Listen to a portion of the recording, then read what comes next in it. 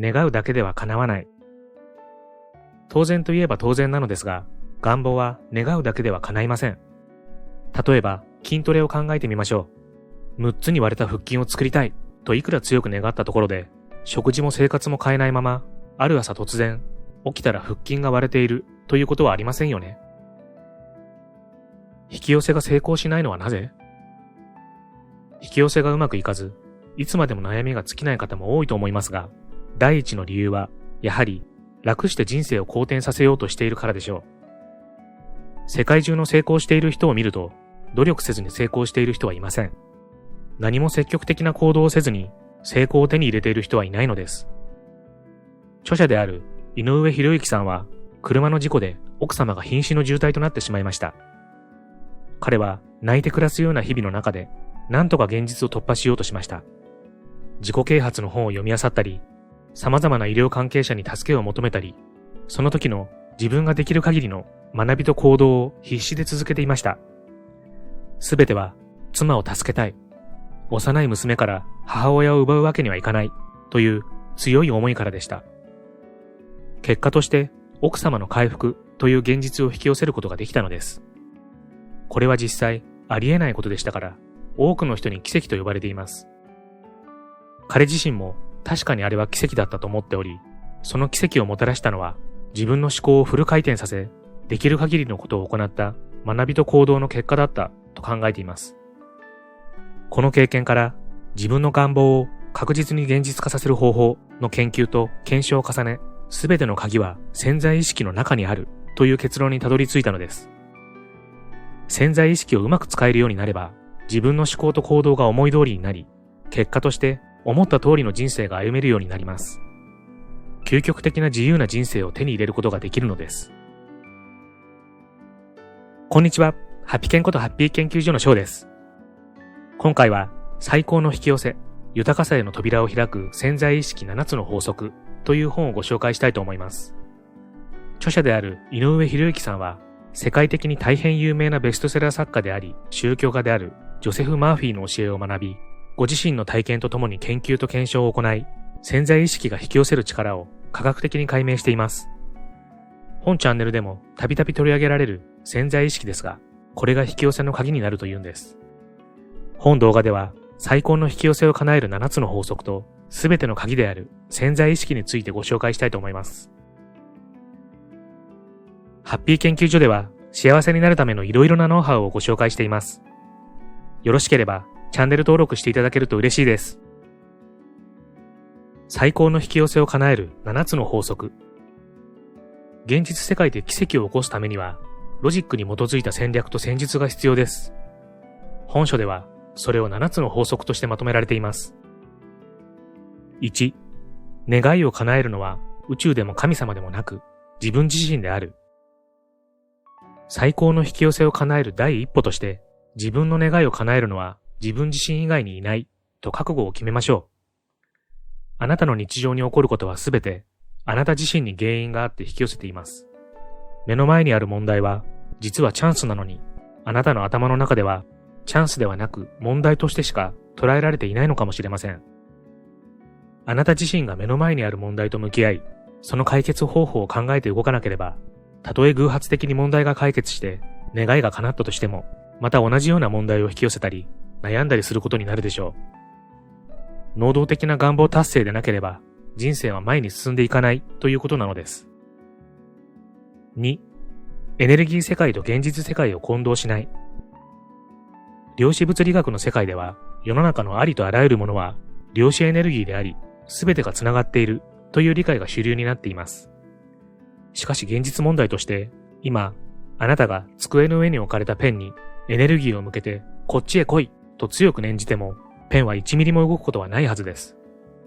これは、エネルギーの世界が偽物なのではなく、エネルギーのつながりと共鳴は確かに起きているのですが、私たち人間の能力が現実世界でまだ念力を使えるほど進化していないのです。このことを理解していれば、今、あなたの願いを叶えるためにするべきなのは、ただイメージすることではなく、イメージに基づいて自ら行動することになります。3、自分とは何かという軸を持つ。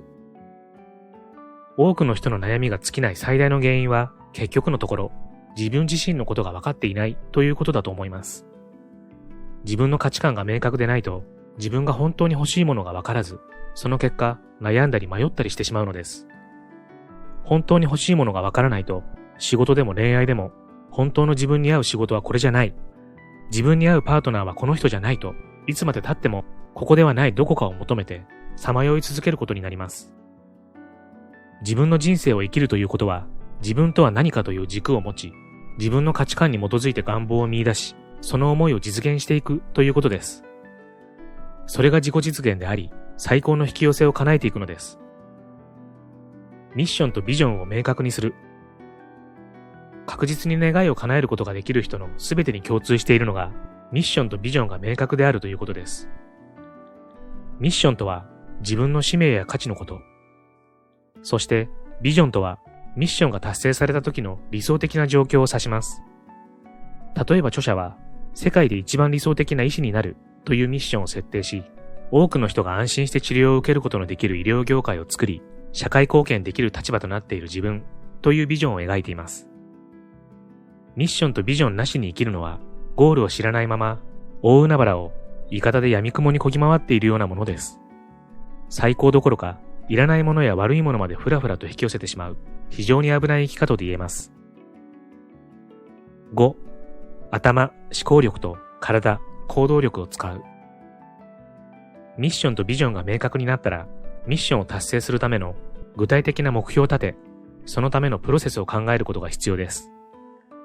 何を、いつ、どこで、誰と、どのように達成したいのかということを綿密に考えるのです。ミッション達成のために何をどうやるべきかをロジカルに考える思考力と、それを確実に実行する行動力は、引き寄せを現実化するための絶対条件なのです。6、自分のエネルギーが輝けば、輝くものが引き寄せられてくる。思うような結果を出せない人が、よく、引き寄せが起きないという言い方をしたりしますが、それは間違いです。引き寄せは常に、今この瞬間も起きています。今のあなたは、あなた自身が引き寄せた結果なのです。目の前の現実に満足できないとか、もっといいものを引き寄せたいというのであれば、自分が成長して変化するしか方法はありません。あなた自身が変化して輝けば、同じエネルギーを有する、輝くものが引き寄せられてきます。エネルギーとは、光と光の共鳴ですから、自分が光らないと、輝く人も物も引き寄せることはできないんです。7、すべての鍵は潜在意識にあると知る。最後の7番目の法則は、本書のテーマでもある、すべての鍵は潜在意識の中にあるということです。すでに皆さんは、引き寄せとは魔法でも何でもなく、思考と行動の結果であることが分かっていただけたと思います。考え方と行動が適切でないと、適切でない結果がそのまま引き寄せられてしまいます。すべては自分の思考と行動の選択次第なのです。その思考と行動のほとんどを支配しているのが潜在意識です。私たちは潜在意識に蓄積されている過去の環境や情報によって食べるものから発する言葉、職業、人生のパートナーまで選択しているんです。潜在意識に支配されるのではなく、操ることができるようになれば、無意識レベルの思考や行動パターンが改善され、自分が変わり、人生をもコントロールできるようになるんです。鍵は潜在意識。それでは、引き寄せの鍵となる潜在意識にフォーカスしてみることにします。最高の引き寄せの鍵となる潜在意識とは、そもそも一体どういうものなのでしょうか。本チャンネルをご覧になっていただいている方は、たびたびご紹介しているのでご存知かもしれませんが、本書の考え方の鍵となる部分ですので、改めて基礎知識を確認しておきましょう。私たちの意識というのは、顕在意識、潜在意識の二層構造になっています。この二つの意識によって、私たちの言動はコントロールされています。顕在意識とは表層的な部分で、私たちが日常生活で使っている意識。潜在意識、すなわち無意識は、その意識の奥に潜んでいる部分です。精神科医のユングは、人間の意識を氷山に例えて、顕在意識は海の上に顔を出しているほんの一部分に過ぎないと言っています。意識全体のうち、顕在意識の割合は驚くほど少ないのです。顕在意識と潜在意識で葛藤があった場合、圧倒的多数である潜在意識の方が勝つことが多いと言われています。潜在意識が人間の意識的な行動を支配していると言っても過言ではありません。だからこそ私たちの人生においては潜在意識について学び、潜在意識をうまく使えるようになることが絶対に必要なのです。潜在意識の正体とは？冒頭でもご紹介したジョセフ・マーフィーは、潜在意識は宇宙のエネルギーそのものであると言いました。最新の量子物理学では、世の中のあらゆるものはエネルギーであり、波動であり、共鳴し合っているとも言われています。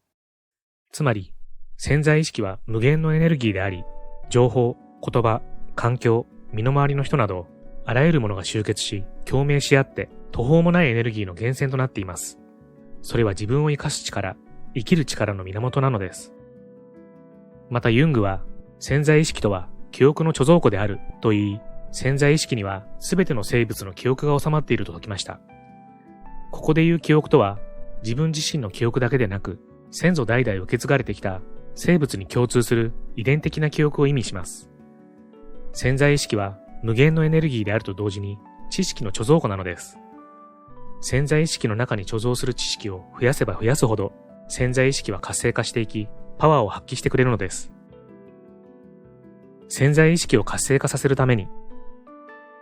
潜在意識はロジックがないと動きません。潜在意識というのは無意識ですから、そこに働きかけることができるのは、理性や理論を司っている潜在意識だけだからです。つまり、強くイメージする。そして、明確な目標設定により行動することが、潜在意識のパワーを発揮する最も理にかなった方法なのです。例えば、ダイエットをしたいと思ったときは、ただ漠然と痩せようとするのではなく、雑誌やインスタグラムなどで理想的なボディの人の写真を探す。その理想の写真を見ながら、これに近づくためには、現在の自分の体の肉付きは、足のふくらはぎの筋肉のつき方は、姿勢は、と、現実が理想に近づいていくための足し引きをしていくのです。そうやって思い描いた具体的なイメージに対して、適切な行動を取るために必要となるのが、願望達成までのプロセスにおける的確な目標設定です。いきなり100キロ歩けと言われても途方に暮れてしまいます。でも、1日で3キロ歩く、3日おきに休息日を入れると細かく目標設定していくと、途方もないように思えた100キロウォークも一気に現実味を帯びてきます。人間はゴールとプロセスが明快で、プロセスにおける目標が達成可能だと確信できるものであれば、モチベーションが上がるのです。何も考えずにどうしようと漠然と思っているだけでは何も変わりません。頭を使い緻密な行動をとっていないと引き寄せは起きないのです。このように思考力と行動力は潜在意識を活性化させるために大切な要素ですが、もう一つ欠かせないのが本気で考え、本気で動くということ。ミッションに対して本気で考え、本気で行動すると決断した瞬間から潜在意識は発動します。決断というと、いくつもある可能性を捨てて、一つの道にかけることだと思っている人が多いのですが、それは正しい理解ではありません。決断とは、可能性を捨てるのではなく、迷いを捨てるということです。ミッションやビジョンに向かうプロセスで、迷いがなくなれば、諦めるという選択肢がなくなります。最近では、グリッド理論と呼ばれる、人生で成功するには、遺伝子や資金、IQ や天賦の才能よりも、努力、根性、忍耐、情熱の方が重要であるということが科学的にも証明されてきています。妥協せず、とことん努力を続ければ、誰でも人生を切り開くことができるのです。潜在意識は、もはや非科学的な存在ではありません。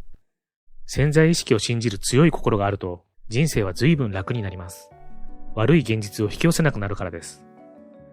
人はともすれば悪いもの、不安なものの方に巻き込まれ、抜け出せなくなってしまう生き物です。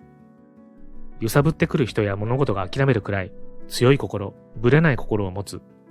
生きる上では、このことがとても大事なのです。著者の経験や研究をもとに、引き寄せをロジカルに解説した本書は、これまでの引き寄せ本にあったような、もやもやとした部分がクリアになるような内容でした。今回は冒頭部分をご紹介しましたが、本書ではさらに細かな解説はもちろん、引き寄せを現実化する潜在意識の育て方や、お金や仕事、人間関係等、テーマ別の潜在意識の活かし方など、興味深い内容がまだまだたっぷりありますので、気になった方はぜひ読んでみてくださいね。また、本チャンネルでも以前紹介した大丈夫、すべて思い通りなども潜在意識へアプローチしておりますし、目標設定と習慣化という意味では小さな習慣もつながる部分があると思います。興味のある方はこちらの動画も見てみてくださいね。最後までご視聴ありがとうございました。これからも皆様の幸せづくりに役立つ情報をまとめていきたいと思いますので、チャンネル登録や高評価をしていただけるととっても嬉しいです。また次回の動画でお会いしましょう。皆様に幸せが届きますように。